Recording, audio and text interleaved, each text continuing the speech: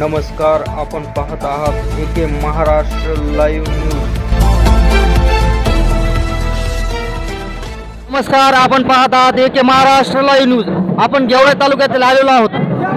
महायुतीचे उमेदवार विजयराजे पंडित हे आमदार म्हणून निवडून गेवराई मतदारसंघातून निवडून आलेले आहेत आणि आपण जनतेच्या काय प्रतिक्रिया आहेत आणि कार्यकर्त्याचा कसा उत्सव साजरा करतात ते आपण पाहणार आहोत।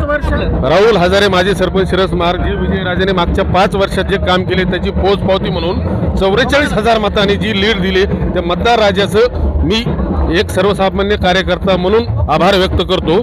43,000 निवडून दिलं। इथं कुठल्याही जातीपातीचं कुठल्याही धर्माचं काही राजकारण चाललं नाही, ना पॅटर्न चालला, ना वंचित चालली, काही चालले। विजयराजेचा आणि आदरणीय दादाचा विकास पाहून, माननीय भैयासाहेबाचा विकास पाहून पब्लिकनं जनतेने सगळा कौल दिलेला आहे आणि विजयराजे विजय झालेले आहेत। नमस्कार, नाव सांगा आपलं? मी सुरेश मार्कट, ग्रुप ग्रामपंचायत शिरस मार्ग सरपंच चालू।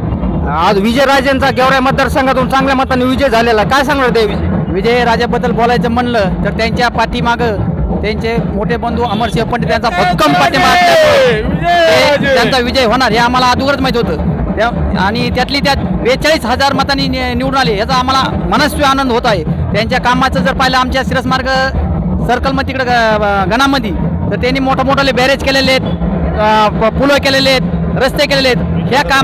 ह्या कामाच्या अनुभवावर विजयराजे निवडून येते याची आम्हाला खात्री पहिलीच होती। कोणात लढत चालू होत्या त्या टायमाला?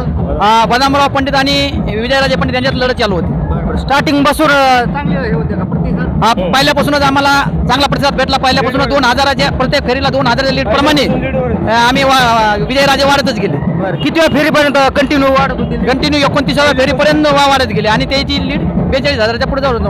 ओके, धन्यवाद। सोमेश्वर गचंडे। बरं, काय सांगणार विजयराजे यांचा चांगल्या मताने निवडून आलेला आहे त्याविषयी?